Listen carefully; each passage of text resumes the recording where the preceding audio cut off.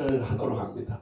거룩한 부처님께 기이합니다. 거룩한 부처님께 기이합니다. 거룩한 가르침에 기이합니다. 거룩한 가르침에 기이합니다. 거룩한 스님들께 기이합니다. 거룩한 스님들께 기이합니다. 자, 우리가 어느 유명한 시인이 뭐라고 이야기했느냐? 가야 될 때를 알고 가는 사람의 뒷모습은 그 얼마나 아름다운가. 그렇죠?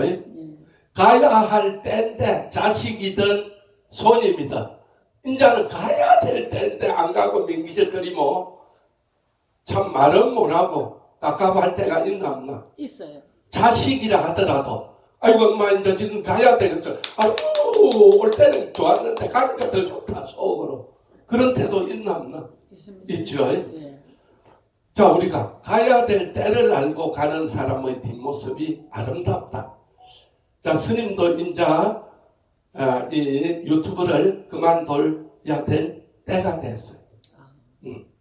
왜냐하면 불교학교를 할 때는 소재거리가 많았어요. 천수경 하면 막 수백 명씩 들어서 법문 듣고 이랬어요. 그 다음에 반야신경 강의할 때 한참 스님이 강의를 열렬히 할 때는 그랬어요. 지금 혹시 들어오는 우리 제일 남아는 90명은 할매는 항상 내 법문을 올리고 들어와요. 이제 뭐 1, 20명 이리 들어요. 그래서 내가 이제는 그만둘 때가 되었구나. 지금 뭐 이 나이에 뭐 학생 모아가 불교대학 할 겁니까? 그렇잖아요. 그래서 때가 있어. 우리가 인생 무상이 뭐냐? 허무하다는 뜻이 아닙니다. 가야 될 때를 아는 사람이 지혜로운 사람이죠. 현명한 사람이잖아. 그렇죠? 예. 꽃이 져야 되는데 안 지고 막 끝까지 나무에 버티고 있다. 그럼 떨어질 때 추하게 떨어집니다. 자, 그래서 우리가 꽃이 아름다운 이유는 첫날 만날 피 있으면 그게 그입니다. 근데 정말 하무롱 시비롱이라고 벚꽃이 우리 경주가 벚꽃 잘 봤죠? 네. 우리 수정아가 그러더라니까 내가 스님 따라 40년을 다녀도 올해 벚꽃이 제일 좋았다. 경주고 올라가다 내려오는 그 벚꽃 완전히 막 수만 편 벚꽃 동산입니다. 우리가 다 안 돌아서 그렇지. 굉장히. 그리고 그때가 벚꽃이 필 때가 있고 질 때가 있는데 떨어지도 안 하고 안 핀 것도 아니고 100% 만개가 돼 있었잖아요. 그런 타임을 맞추기가 쉬운 게 아닙니다. 자, 그래서 벚꽃을 보러 가고 꽃귀농을 하러 가는 이유는 그때가 아니면 그 꽃을 볼 수 없기 때문입니다. 그래서 가치가 있는 겁니다. 우리가 인생 무상이다 볼 때 결국은 누구든지 덧없이 흘러가거든. 내 전성기는 지나갔구나 하는 거를 스님이 이제 유튜브를 보면서 느껴요. 그래서 유튜브 보는 분들도 그동안 스님 법문 시청해줘서 감사드리고 잘하면 한 번 정도 더 할 건가 초파일 안에 그렇게 생각합니다. 왜냐하면 강의라는 주제를 가지고 해야 되는데 이제 뭐 천수경이고 반야신경이고 불교 근본 교리고 이런 것들이 스님이 수도 없이 했고 이제는 학생을 모아가 할 그런 스님의 나이가 아닙니다. 그래서 참 정말 그런 것들이 세월이 가고 있구나. 내가 설 자리는 이제 뭐 유튜브 할 자리가 아니구나. 그래서 부산방송국 국장님 수없이 스님 와서 법문 좀 해주이소 해도 이제는 내 시대가 아니야. 지금 40, 50 한참 하는 강의 잘하고 열정적인 스님들이 있는데 내가 그 자리에 나가서 뭐 하겠어요. 자, 그래서 참 정말 20년 이상 했던 유튜버가 뭐라고요? 홈피를 이제 닫을 때가 됐다. 그래서 사람은 누구든지 내가 잡는다고 해서 내가 허무합니까? 그동안에 내가 했던 게 가치가 없는 겁니까? 아니잖아요. 그러니까 꽃이 진다고 해서 아이고 허무하다 꽃구경 그 말랑하네 그래 안 하잖아요. 그래도 열흘밖에 안 피지만은 그 열흘을 위해서 그 나무는 1년 동안 노력하나 안 하나? 아멘. 그렇죠. 그렇듯이 우리가 인생의 무상이라는 게 그 사람이 늙었다고 해서 이제는 일을 안 한다고 해서 아이고 니는 아무 가치 없는 인간이다 그렇게 볼 수 없는 겁니다. 그 사람이 노력했던 거, 그 사람이 자식을 키웠던 거, 그 사람이 열정적으로 살았던 거 그런 것들이 다 거기에 녹아 있는 겁니다. 그렇죠? 그럼에도 불구하고 인생은 무상하다. 무상이라는 것은 항상 있는 게 없다 이 말이죠. 항상 변한다 변해. 그래서 변하는 것에 너무 집착할 필요가 없다는 겁니다. 자 이제 초파일이 따오고 있어서 스님이 이야기를 합니다. 1년에 한 번씩 꼭 해주는데 여러분 머릿속에는 이미 다 지어져 버리고 없어. 우리가 불교는 우리가 삼법인이 있어요. 삼법인을 여러분이 세계를 정확하게 이야기하면 또 수정하고 먼저 하면 안 되고 삼법인을 이야기를 하면 내가 이 세상에서 가장 아끼는 염주 내가 돌아가면 내 기념관에 낼 염주가 2개가 있어. 그 중에 하나를 줄 용의가 있다. 자, 삼법인이 뭡니까? 삼법인이 1번 불법성. 자, 재행 무상. 자, 1번은 이제 못 맞췄으니까 끝나버리고 2번은 뭐이고? 제법 무학. 3번은 열반 적정입니다. 자, 우리는 재행이 무상이 아니고 항상 나는 지금처럼 재산도 많고 지금처럼 건강하고 지금처럼 행복하기라고 생각해. 그런데 행복 안 하면은 괴롭나 즐겁나? 괴로워지죠. 근데 재행이 무상하다. 꽃도 지고 인자는 법문 안 할 때구나 생각하면 그때 법문할 때 지금은 내가 안 할 때고 지금도 해야지. 그걸 뭐라 그러는 집착이라고 해. 집착을 놔버리면 편안해져 버려요. 그래서 편안해져. 그래서 제법 무하다. 뭐다? 나는 뭡니까? 내가 지금 그 고왔던 젊었던 얼굴이 그대로 남아있나? 없잖아요. 그걸 보면서 참 허무하다. 아무리 가까도 가고 있나 지자리 있나 돌아가나? 가고 있죠. 자, 그런데 내가 내 스스로도 젊어서 내가 아니야. 어려서 내가 아니라니까. 베끼고 있어 끝없이. 그러니까 무아라는 거는 내의 어떤 그 젊은 청춘에 집착해도 안 되는 거야. 넘어가기 때문에 인생이. 그럼 편안해지. 지금 이대로를 받아들이면 편안해져. 이 돈이 있던 사람 망해비면 막 죽겠는 거야. 막 힘들고 그렇죠. 자 그래서 우리가 그런 것들을 그게 없어지면은 무상을 깨닫고 무아를 깨달으면 뭐이 온다? 열반적정이 오는 거야. 항상 그냥 편안하고 걱정이 없고 무유공포라. 공포심이 없어져 버리는 거예요. 자, 그래서 그게 이제 부처님의 삼법인이고, 그 다음에 이제 우리가 육바라밀이 있죠. 육바라밀은 뭡니까? 중생이 부처님이 되고 보살이 되려면 반드시 닦아야 되는 6가지 법문이죠. 그 중에 이제 육바라밀의 사상 중에 인과 응보 사상이죠. 인과 응보. 자, 부처님의 가르침 중에 가장 중요한 가르침이 인과 응보다. 거짓말 하면 이는 반드시 다음에 안 좋은 일 생겨. 네가 지금 죄를 지으면 반드시 언젠가 벌을 받아. 그렇죠? 그런데 그런 생각을 다 가있다면 사회는 지금보다 더 편안해지겠죠. 근데 꼬로만 놈이 천지라. 죄를 짓는데 분명히 아이라고 잡았대고 온 국민 앞에서 아이라고 잡았대고 그렇죠. 사진 밀어대고 가짜라고 잡았대고 그러면 그래도 벌을 안 받으면 젊은 애들이 어찌 생각합니까? 아, 죄지도 잡았대 뭐 벌 안 받는 사람도 있구나. 그럼 죄를 많이 짓겠죠. 아, 잘 모르겠나? 그래서 우리가 어른이 필요해요. 사회에는 어른이.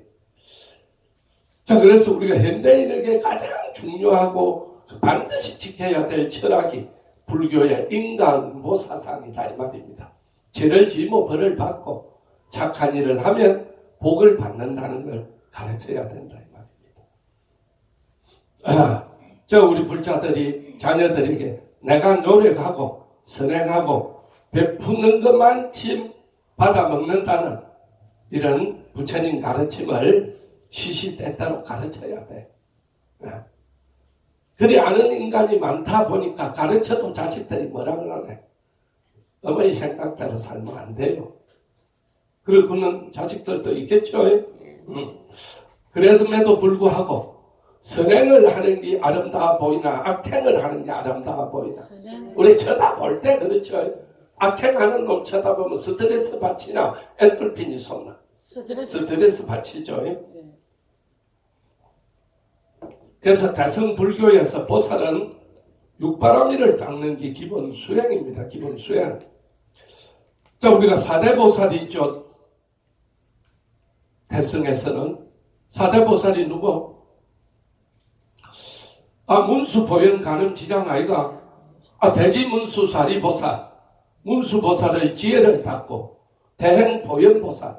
보현보살은 만덕을 닦는 거예요. 만 가지 덕을 쌓는 사람이야. 대행보현보살. 대비강세음보살. 대비라는 것은 항상 중생들을 불쌍히 여기고 없는 사람을 가엾게 여기고 그런 마음이죠. 그게 대자대비죠. 자, 그래서 지장보살은 대원본존이죠. 항상 원력을 세우고 기도하면 이루어지는 보살이잖아요. 자, 그 중에 제일이 육바라밀 중에 제일은 뭐다? 아, 보시잖아, 보시. 아, 보시지게 인욕정진 선정지혜 아이가. 아, 옛날에는 다 해왔어.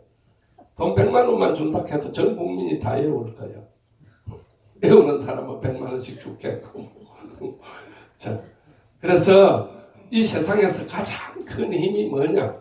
복의 힘입니다. 복의 힘. 아무리 많이 배우고 아무리 똑똑한 여자도 누구 밑에 가서 월급 받고 산다? 복 많은 여자 밑에 가서 월급 받고 살아. 그러니까 복의 힘이 가장 중요한 힘입니다.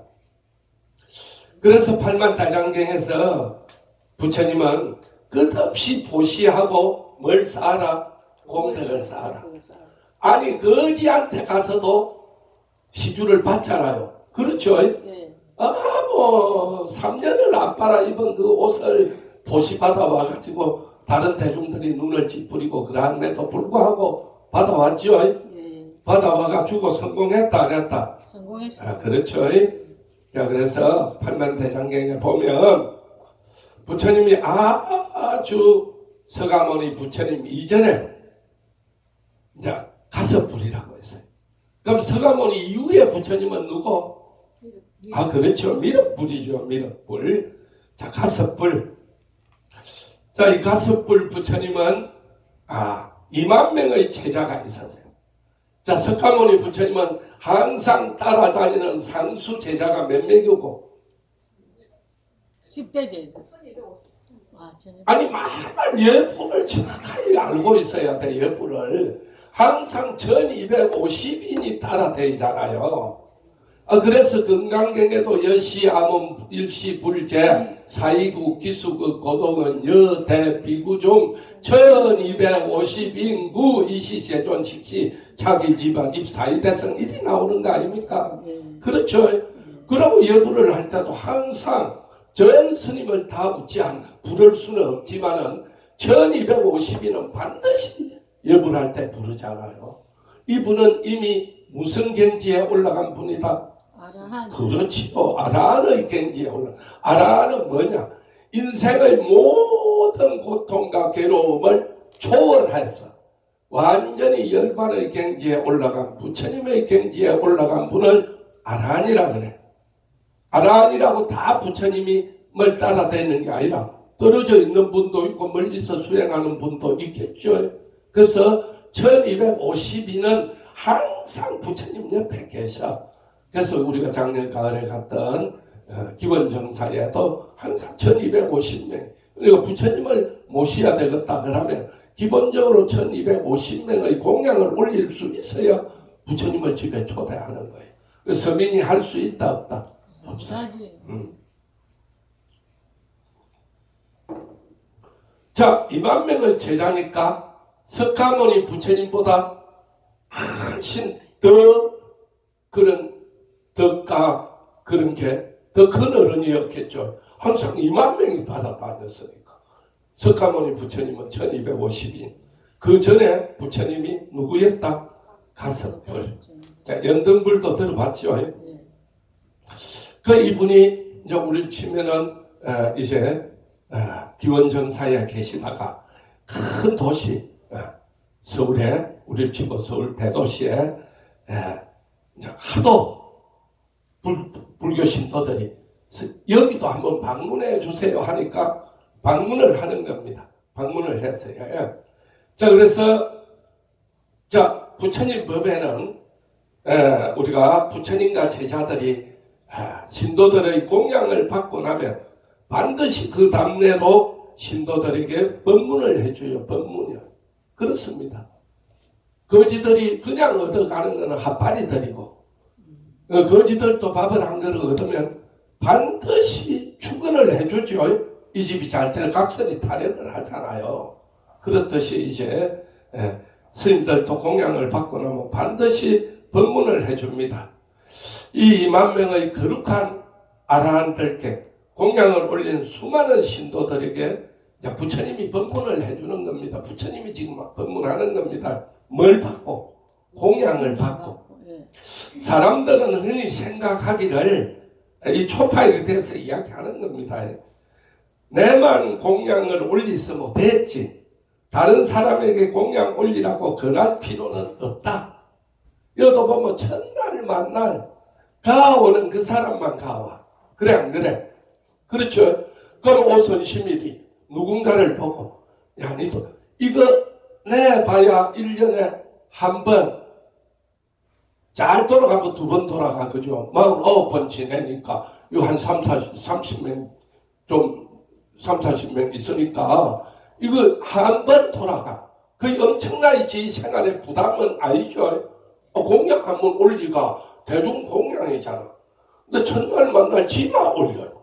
역으로 또 사오는 사람은 지마 올리고 대중 공양 사오는 사람은 지만 올린다 이 말입니다. 왜? 내가 말놓고 아이고 뭐 내가 뭐 유세 뜨는 것도 아니고 내 사가 올리면 되지 니도 한번 올리라 그런 말 안 하거든 잘 사온 사람이. 자 그러면 없다고 해서 그런데 부처님이 지금 하시는 법문입니다. 내가 하는 게 아닙니다. 경전에 나오는 법문이다. 자고로 내가 공양을 올리면 그 공덕으로 제복을 얻는다. 항상 내가 다음에 이 공양 올린 공덕으로 40개를 사왔으면 40명한테 공양을 올리잖아. 그죠? 그럼 곱하기 100이 된다 이 말입니다. 부처님한테 올리면 10,000배가 되고 스님한테 올리면 1000배가 되고 일반 도반들한테 올리면 1000배가 되고 일단 부처님한테 올리잖아. 그렇죠? 그럼 다음 세상에는 요구르트 40,000개를 물 수 있는 복이 생기는 거예요. 예로 들면은. 근데 다른 사람에게 니도 공양 좀 올리라고 하면 무슨 복이 생긴다? 인복이 생기는. 복은 제복과 인복이 있다 이 말입니다. 있어요. 자 그래서 내가 공양을 올리고 다른 사람에게 공양을 올리라고 권하지 않으면 제복은 있어. 근데 인복이 없다. 인복이. 자 그래서 내가 잘 아는 뭐 개인 이름을 들릴 필요는 없지만 한 번도 하주를 해가 뭐나 어제 그제 네가 갔던 그 보살님은 스님 내가 내라고 뭐 1,000,000원도 낼 수 있는데 너한테는 100,000원도 말이 안 떨어져요. 그러면은 다음 세상에 제복은 있는데 인복이 없는 거예요. 주변에 사람 복이 없어진다 이 말입니다. 근데 제복이 없어. 그리고 내가 공양을 올리지도 않고 남에게도 내는 안 올리는 게 누가 오면 니 좀 공양 좀 올리라 니 괜찮게 살잖아. 그러니까 남에게 건네가 남에게 공양을 지는 안 올리는 사람이 남에게는 올리라고 권하면 지는 다음에 태어나도 별 재물 복이 없어. 근데 뭐는 있다? 인복은 있다 이 말입니다. 근데 자기도 안 올리는 게 남한테도 권하지도 않으면 제복도 없고 인복도 없다. 그래서 오늘부터 우리도 이제 선심머리 다음에 네가 한번 올리라.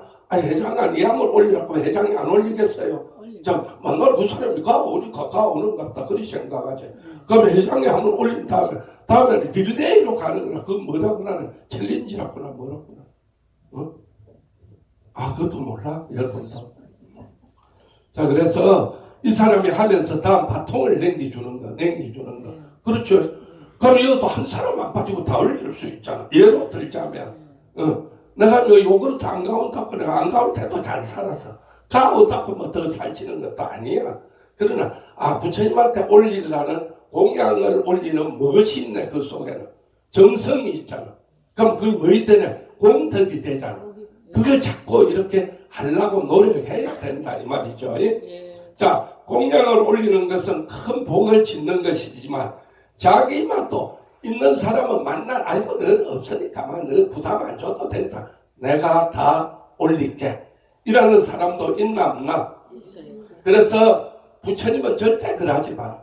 그래서 부처님은 탁발 신도에게 네가 복을 지으라고 갈 때 부잣집만 찾아가나 없는 집만 찾아가나 안 가려요. 무조건 7집을 가는 거야. 그렇죠? 그래 그 이유가 없는 사람은 없으니까 복을 지어야 되고 있는 사람은 또 베풀어야 다음 생에 더 복이 생기니까 그렇다. 그래서 남들에게 권해서 지마 올리려 하지 말고 제복과 인복을 고루 갖추어야 하느니라 이렇게 가르쳐 줬어요. 여러분도 오늘 듣고 나니까 이라고 내도 한번 올리지. 그런 생각 드는 사람 있나 없나? 있어요. 법문을 듣고 나면 그런 생각이 든다 이 말이죠. 그래서 이 어른이 내일 낮에 2만 명의 스님에게 지가 도리해서 공양을 올리려고 딱 마음을 먹고 있었어. 그러면 2만 명이면 예를 들면은 요즘 치고 한 5억은 있어야 2만 명을 공양 올릴까 아이가. 시장만 봐도 1인당 10,000원만 봐도 2억이 들잖아요. 이리저리 뒤처리 앞처리 뭐 준비 뭐 거기에 따르는 모든 임금비 하면 5억 이상 있어야 되리라. 저기 미얀마를 한 20년 전에 갔어요. 그때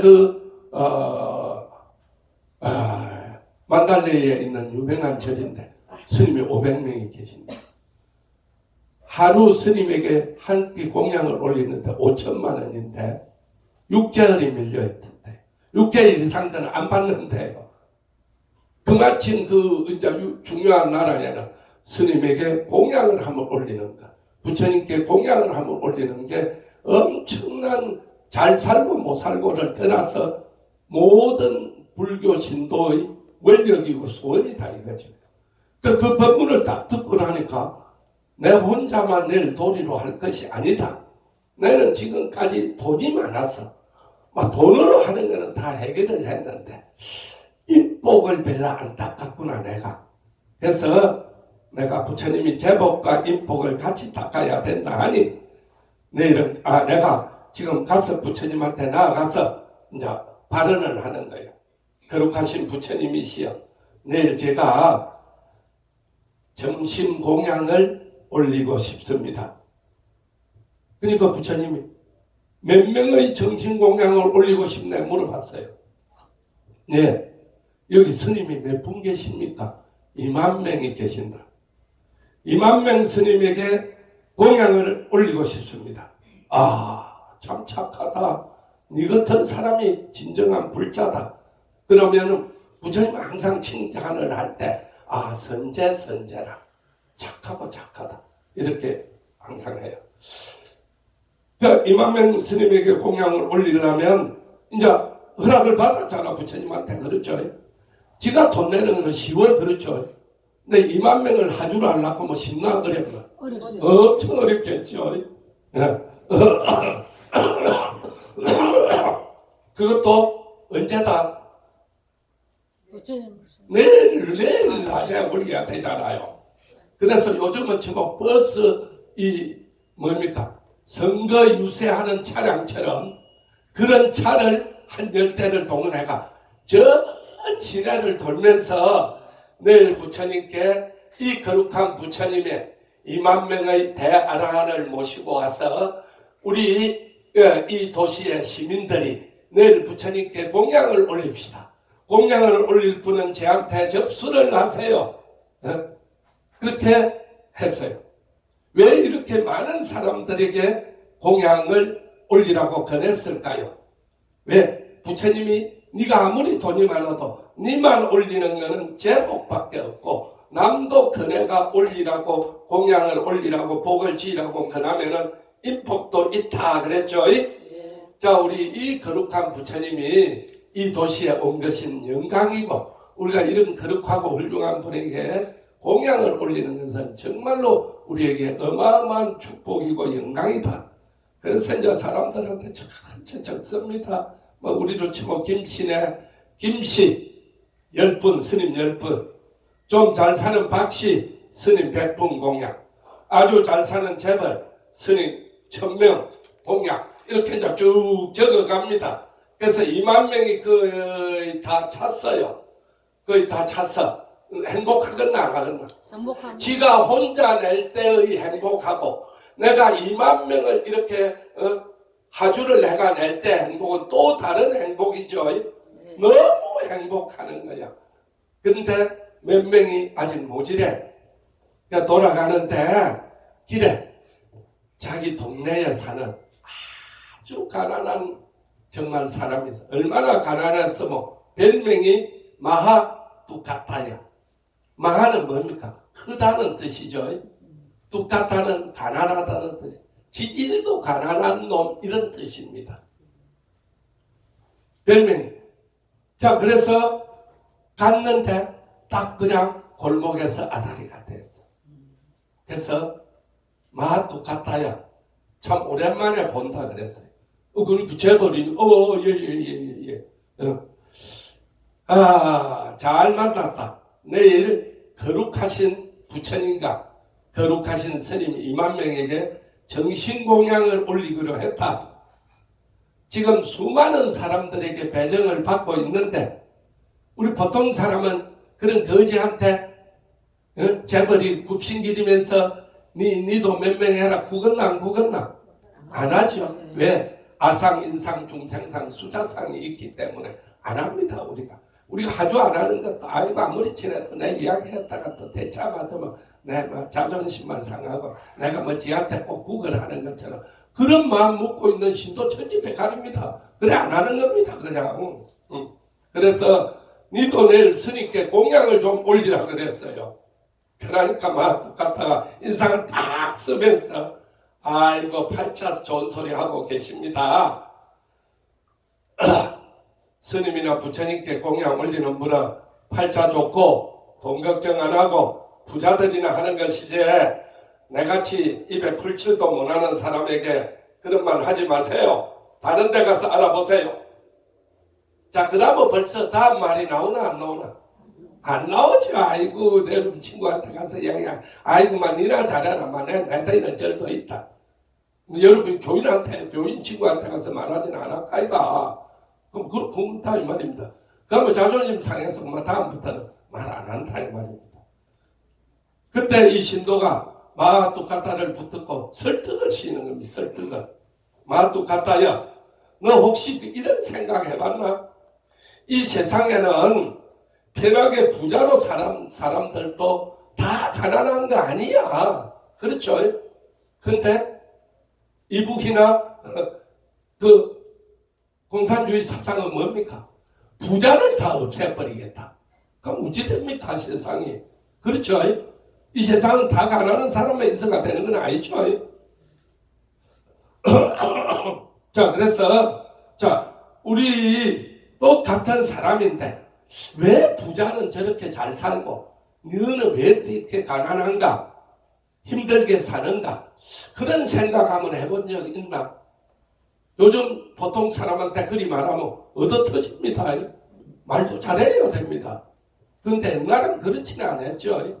자, 그래서, 자, 네가 왜 이 풀칠하기도 힘들게 사는지 생각해봤나 그렇습니다. 우리가 참 살 때 힘들고 괴로울 때 나는 부처님 말씀대로 하자면 난 전생에 참 복도 못 짓고 지리리 공덕을 못 쌓았구나 이리 생각한다기보다는 시절에도 다니고 뭐 열심히 해봐도 뭐 안 되는구나 오히려 불평불만을 할 수도 있잖아요. 그렇죠. 자, 근데 이 마음도 갖다가 그럽니다. 어르신 이야기를 듣고 보니까 맞는 이야기 같습니다. 그렇게 했어요. 긍정적으로 지금 이야기했죠. 그러니까 내가 전생에 보시를 하지 않아서 그렇다. 내가 전생에 사람들에게 베푼 게 없기 때문에 지금 어렵게 산다. 지금도 가난한데 네가 지금도 만약에 스님들한테 공양도 안 올린다면 네 다음 생은 더 댓글이 또 없이 산다. 요즘 젊은 아들한테 그러면은 뭐 큰일 나죠. 고발하겠죠. 자, 물이나 좀 주라. 그 우두가 앉아있지만. 자, 마 똑같다요. 그대는 다음 생을 위해서 이번 생에 스님들에게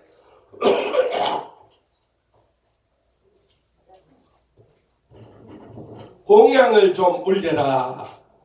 이렇게 복을 안 짓고 살다가 죽으면 또 다음 생에도 이리 가난하게 힘들게 살게 된다. 우리 도시에 또 이런 부처님이 언제 오겠네 그랬어요. 이런 좋은 기회에 공양 좀 올리라. 이게 아무나 설득한다고 되는 게 아닙니다. 성철 큰 스님과 우리의 차이점은 뭐냐? 성철 큰 스님은 다 죽어가는 사람도 찾아오잖아요. 3000배 해라 합니다.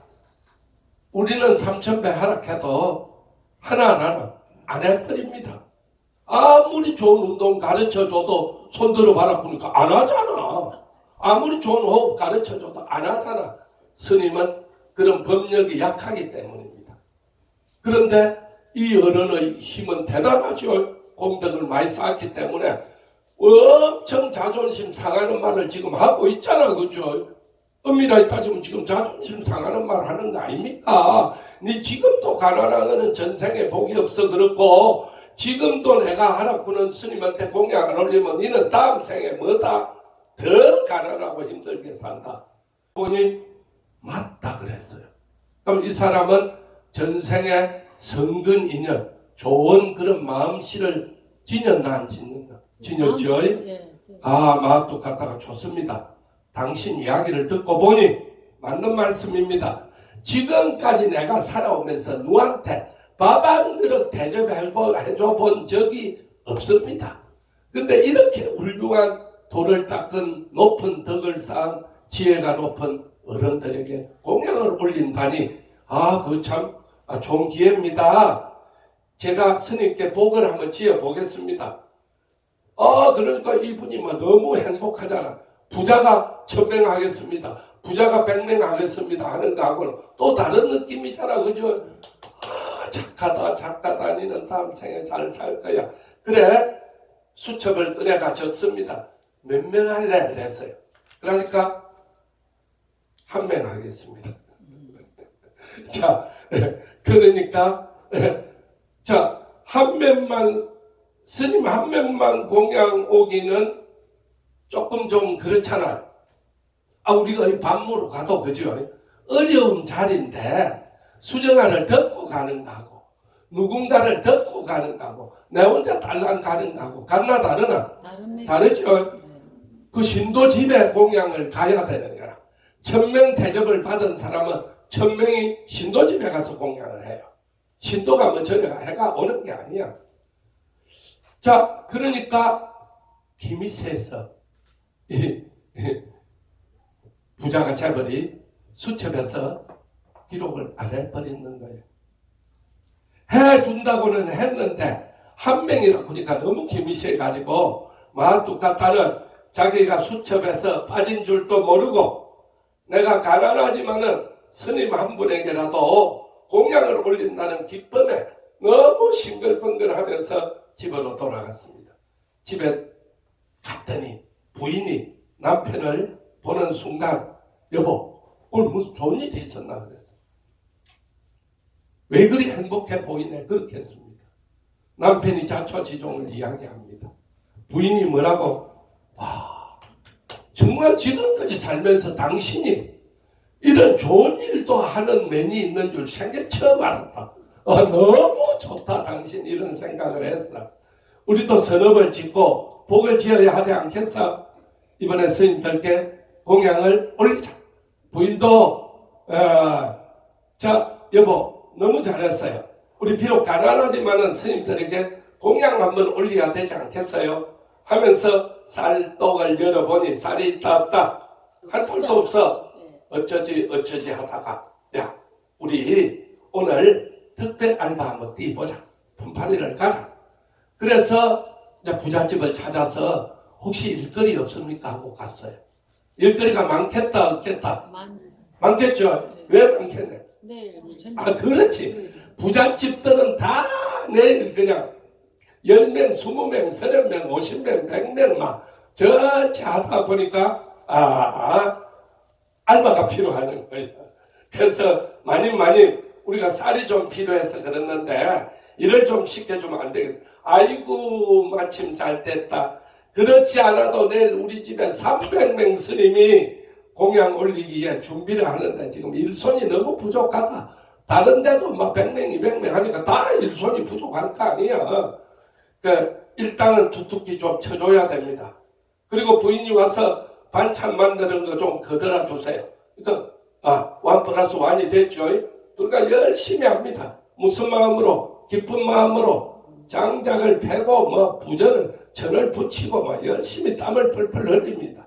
흘리는데 짜증스럽나 행복하나? 행복하죠. 그러니까 막 흘리면서 일을 열심히 하니까 주인이 가만히 보니까 아이고 참 희한하다. 저 친구들과 저렇게 열심히 하구나. 그래서 좀 힘들지 않습니까? 힘들지 않습니다. 뭐 이리 힘든 일을 하는데 얼굴이 그리 행복해 보이냐. 내가 스님 한 분에게 공양을 올립니다. 우리 부부가. 그러니까 아이고 착하구나. 내가 따블로 줄게. 그 따블로 줬어요. 그 주인마님이 감동을 받아가고 나는 원래 부자니까 있는 돈으로 스님께 공양 올리는 것도 일이 힘들어 죽겠는데 장만하는 것도 이 사람은 하루하루 벌어먹기도 힘든 호구지책인데 스님 한 분에게 공양을 올린다니까 참 대단해 보인다. 자 그래서 그리 힘든 일을 하면서도 저렇게 하니까 내가 더 뭐로 많이 줄게. 내일 스님 한 분 모시다가 해라 그랬어요. 아주 집에 돌아와서 아주 요즘을 치면 뭐 아주 뭐 인류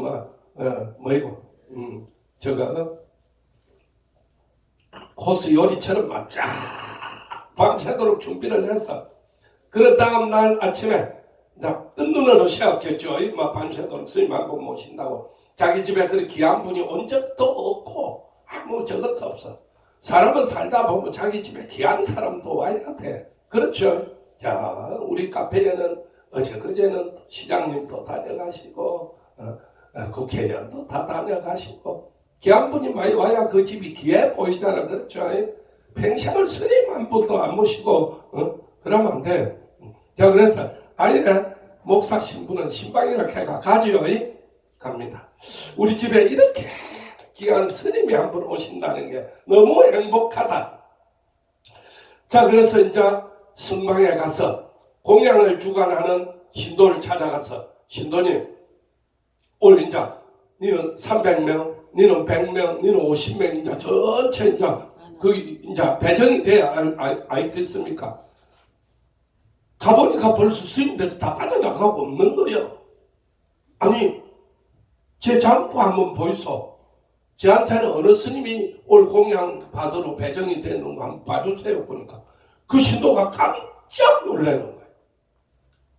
진짜 네가 말은 그리 해도 오늘 안 올 줄 알고 네 명단이 빠져버렸다. 그래서 참 정말 난감하네. 자, 나는 오늘 스님 공양 올리려고 어디에 정말로 하루 종일 분팔이 하고 그걸 가지고 음식을 장만해가 밤새도록 부인하고 둘이 했는데 뭐 이제 울고 불고 막 땅을 치고 난리가 났는 거예요. 그러니까 이 신도가 달랬어요. 달랠 수밖에 없잖아요. 여기 일하지 말고 여기서 10분만 가면 부처님 저소가 있으니까 나한테는 이제 사정해봐야 이미 다 나가고 없다. 그럼 누가 남았네 공양으로 갈 부처님. 부처님만 남았잖아. 예. 부처님은 보통 사람이 듣고 갈 수 있다 없다? 없어요. 없어. 감히. 그러니까 막 나라의 10대 재벌 그 다음에 이제 막 임금님 붙어서 막 삼정성 6판서가 와가 부처님 옆에 바루를 다 갖다 놓는 거예요. 갖다 놓으면 부처님이 자기가 이 바루를 이리 땡기면 그 집으로 가는 겁니다. 자, 뭐 비유는 이상하지만은 임금님이 궁녀가 100명이 있으면 쫙 배를 가옵니다. 그러면 배를 이리 하면 오늘은 그 궁녀한테 가서 저거 하듯이. 자, 그래서 뭐 비유가 좀 이상해 미안합니다. 자, 그래서 이제 갔어요. 울면서 땅을 치면서 막 갔습니다. 이럴 수가 있나? 그럼 있는 놈만 공양하고 없는 사람은 공양도 못 올리나? 어제는 내보고 막 있는 사람이나 없는 사람이나 공양 올리면 큰 공덕을 받는다고 그렇게 꼬아놓고 오늘 갑자기 한 명이니까 니는 없다. 그래서 막 이제 이게 막 앞뒤도 막 임금이고 뭐이고 나발이고 막 이런 것도 막 눈에 안 보이는 거야. 일단 부처님한테가 따져야 되겠는 거야. 그래서 그 전에 그랬어요. 부처님같이 존귀한 분이 우리 같은 하찮은 사람을 만나 주겠습니까? 임금님 장관 뭐 재벌분들이 서로 만나려고 난리인데 제가 감히 어찌 갑니까? 아니다. 부처님은 모든 중생을 다 평등히 대하기 때문에 특히 가난하고 불쌍한 사람들은 어여피 여기기 때문에 그러니 한번 가서 사정을 해봐라. 여기서 울어봐야 이제 끝납니다. 이건 네가 보다시피 무스님들 공양으로 다 갚이고 없는데 자 그래서 갔더니 어마어마한 분들이 말 한마디면은 죽일 수도 있는 그런 어마어마한 권한을 가진 분들이 부처님을 에워싸고 있는 에워쌌더니만 지금은 너무 섭섭한 감정이 해가지고 막 누가 에워싸고 이런 게 상관이 없는 거예요. 딱 가서 부처님 앞에 꿇이 앉았어요. 뭐 왕족 대신들이 깜짝 놀라 이 어떻게 경호가 어찌 됐길래 이리 뚫고 왔느냐. 자 부처님을 모시고 가서 그랬어요. 부처님 막 엉엉 울면서 이제 이야기를 하니까 부처님 눈이 그뭐 하시면서 아주 자비스러운 미소를 지면서 내가 여러 임금님 대신님들 보세요. 오늘은 이 친구 집에 가서 내가 오늘 공양을 해야 되겠습니다. 그렇죠. 부처님을 모시고 가난한 그 사람 집으로 갑니다. 가니까 부처님이 가면 임금님 대신들 재벌이 다 따라가는 겁니다. 가니까 온 그 도시가 난리가 났겠죠. 부처님이 이 인도 이 도시에서 제일 가난한 사람 집에 지금 공양을 받으러 간다. 그러니까 막 도시가 미어질 정도로 뒤에 사람들이 따라오는 겁니다. 드디어 마뚜카타 집에 도착을 했어. 정성근 유미죽을 그릇에다가 부처님에게 올리려고 준비를 합니다. 그러니까 재벌들이 그럽니다. 올리는 그것만이라도 내가 좀 올릴 수 있도록 해주라.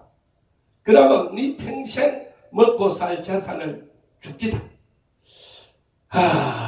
제가 이번 생에 이렇게 가난하고 힘들고 어렵게 사는 거는 복을 짓지 못해서 그 값으로 이렇게 가난하게 사는데 이번 생에 이 돈 한 푼은 내 좀 부귀영화를 누리기라고 이 바루를 넘기면 이번 생은 부자로 살 수 있겠지만 다음 생은 나는 그리 못 살 거 아닙니까?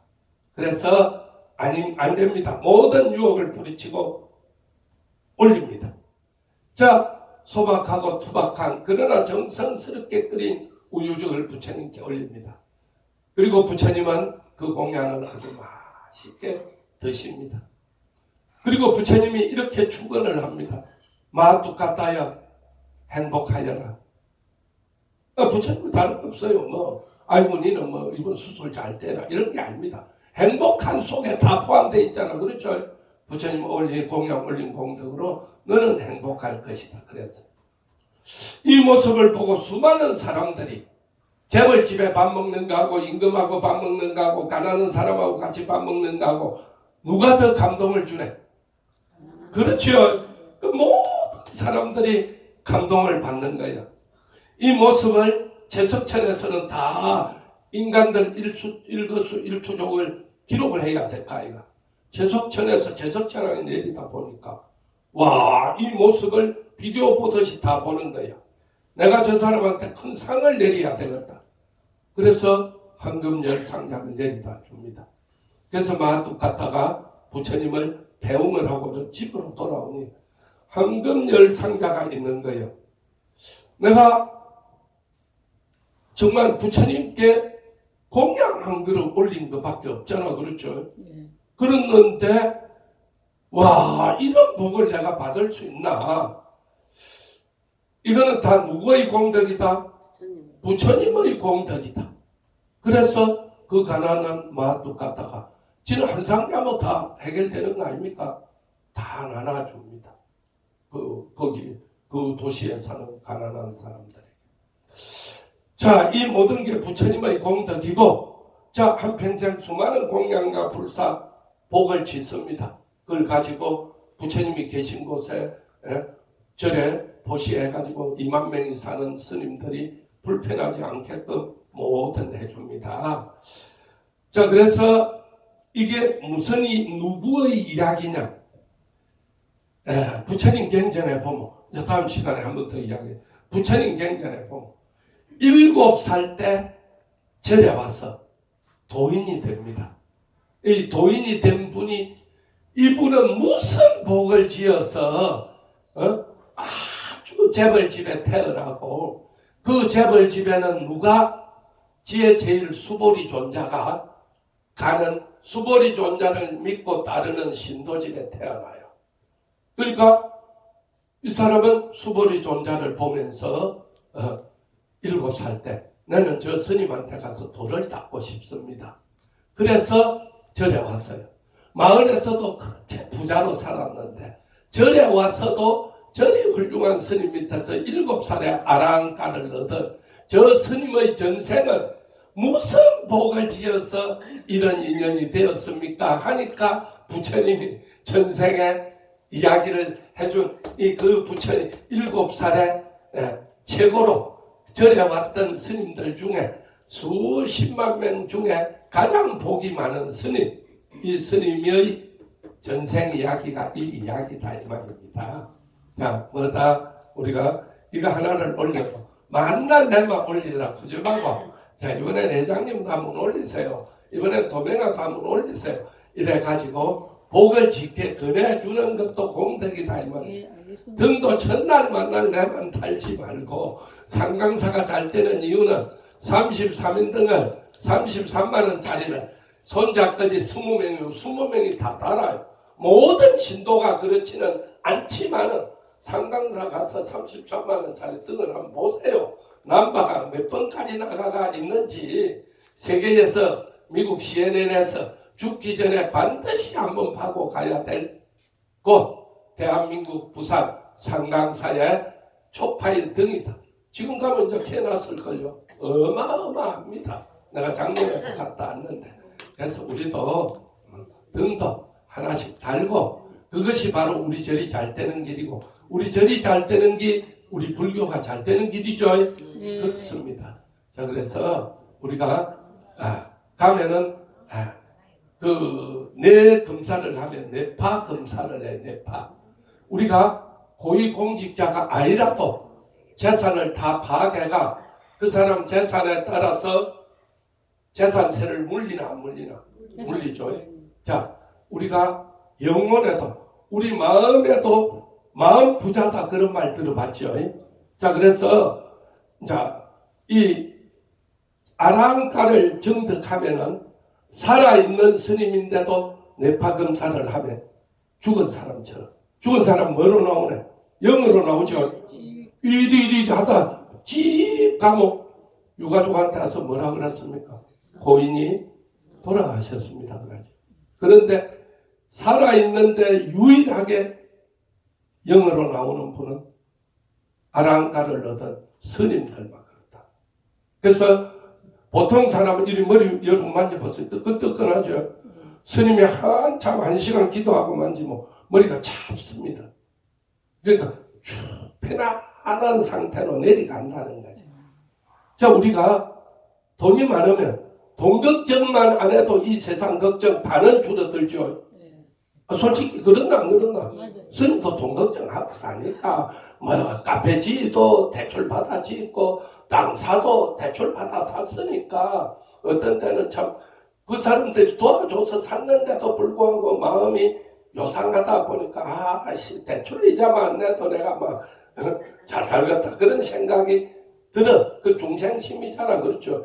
엄밀히 그분들 안 와서 뭐 걸을 때 땅을 우치 살고 그분들 아니라서 카페를 우치 지키고 대출 안 내줘서 그런데도 그런 생각이 들듯이 우리가 재산도 돈 복도 우리가 세상을 사는데 돈 버는데 제일 많은 시간을 투자하잖아. 그렇죠. 그래서 우리가 마음도 마찬가지라. 돈이 많으면 마음이 좀 편해지잖아. 돈으로부터는 큰 걱정 안 해도 되니까. 그렇듯이 우리가 연부를 많이 하고 기도를 많이 하고 스님 그리 생각합니다. 이 2년 동안 수많은 돈 걱정 속에서도 나는 기도를 하고 마음을 항상 다스리기 때문에 그래도 큰 스트레스 안 받고 지내왔다. 그래서 극락파 다음이 델타파입니다. 우리가 깊은 잠도 어중간한 잠은 꿈을 꿔요. 자다 깨면 이 꿈 끄고 자다 깨면 저 꿈 끄고 근데 깊이 푹 들어가면 무념무상에 들어가면 꿈도 없어요.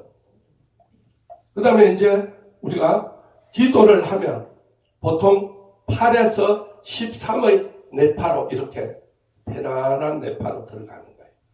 그 일반적인 때는 베타파라 그래가 14에서 30kg였죠. 조울증 환자나 이런 사람은 항상 이러는 거예요. 항상 마음이 자꾸 들떠가 사는 거예요. 그래서 우리가 기도만 해도 잘해도 마음 부자가 되는 마음 부자가 알겠죠? 네. 그래서 여러분이 항상 기도하고 공덕 쌓는 그것이 우리 마음을 평화롭게 만들고 마음의 근심 걱정을 덜어주고 번뇌를 끊게 해주는 거다. 그래서 오늘은 누구 이 세상에서 제일 가난했던 마가다가 부처님께 정말 공양 한번 올리고 그래서 마뚜까타에게 공양 올리라고 권했던 분도 플러스 알파가 있겠죠.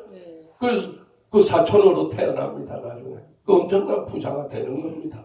본래도 부자인데 마뚜까타를 설득시가 공양 올린 공덕을 그러니까 여러분 중에는 이거 한 번도 안 올리는 사람이 많잖아.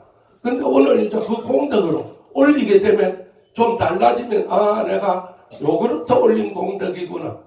그렇게 생각하셨어요? 네. 자, 수고하셨어요. 자, 합창하시고 중생을 다 던지오리다. 중생을 다 번뇌를 다 끊어오리다.